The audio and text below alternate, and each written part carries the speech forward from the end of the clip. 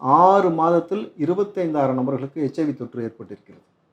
தமிழ்நாட்டுடைய மோசமான நிலவரம் பார்த்துக்கோங்க. எப்படிறானாக்கா, உடல் ரீதியாக அவனுக்கு ஏற்படலை, ஏதோ பெண்ணோடைய ஆணோடைய அந்த தவறான உடல் உறவு மூலமாக அவனுக்கு ஏற்படவில்லை, போதை இன்ஜெக்ஷன் எடுத்துக்கிறான்ல மாறி மாறி, அதன் மூலமாக ஸ்ப்ரெட் ஆகப்பட்டிருக்குன்றாங்க. கூடுதலாக 1% 2% டேட்டூ போடுவதன் மூலமாகவும் ஏற்படுதுன்னு சொல்லி இன்றைக்கி சொல்லப்பட்டிருக்கணும் பொழுது, அப்போ இளைஞர்களை எவ்வளவு வழிகெடுத்து வச்சுருக்கீங்கன்றது நம்பர் 1. நம்பர் 2, மதுரையில் கஞ்சா கடத்திய நபர் அத்தனை காவலர்களுக்கு முன்பாகவே நீதிபதியை கொல்லுவேன்னு மிரட்டுறான்.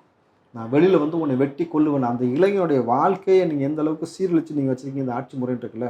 அப்போது விஜய் அவர்கள் இதை தாண்டி எலெக்ஷன் மேனிஃபெஸ்டோவில் நான் அரசியலுக்குள்ளே வந்த பிறகு மக்கள் மீது வரிச்சுமை இல்லாமல் வரிகளை மிக இலகுவான முறையில் எந்தெந்த திட்டங்கள்லாம் மக்களுக்கு செய்ய போகிறோம், எதெல்லாம் உங்களுக்கு பயன்படக்கூடிய திட்டமாக மாறுகிறது, எப்படி கல்வி சூழலை அழகான சூழலாக மாற்ற போகிறோம், எப்படி வாழ்வியலை எப்படி அழகாக மாற்ற போகிறோம், எப்படி இளைஞர்களை அரசியலுக்குள்ளே கொண்டு அவங்களுக்கான அங்கீகாரம் கொடுக்க போகிறோம், எந்த மாதிரியான கட்டமைப்புக்குள் நம்மளுடைய அரசியல் போகிறது, இத்தனை ஆண்டு காலமாக நம்மளை சிறுபான்மையினரையும் சரி தலித்துகளும் சரி எப்படி திமுகவும் அதிமுகவும் மாற்றி ஏமாத்துச்சு, எந்த அளவுக்கு பெண் குழந்தைகள் குறிப்பாக அவர்களுடைய அந்த வாழ்வாதாரத்தை அச்சுறுத்தக்கூடிய வேலையை செய்தார்கள், எவ்வளவு இயற்கை வளங்கள் கனிம வளங்கள் திருடப்பட்டது, எவ்வளவு அரசியல் தலைவர்கள் இங்கே மழுகடிக்கப்பட்டு விட்டு கலைஞரை மட்டுமே முன்னிலைப்படுத்தினார்கள். ஒரு கழிப்பிடத்திற்கு அண்ணாவின் பெயரையும் கக்கன் பேரையும் வச்சிருக்கானா, இவனுடைய புத்தி எவ்வளவு கேவலமான ஒரு புத்தி. ஏன் கக்கூசுக்கு ஒப்பம் பேரை வைக்க வேண்டியதானே, சரி கலைஞர் பேரை வைக்கல ஸ்டாலின் பேரை வைக்க வேண்டியதானே.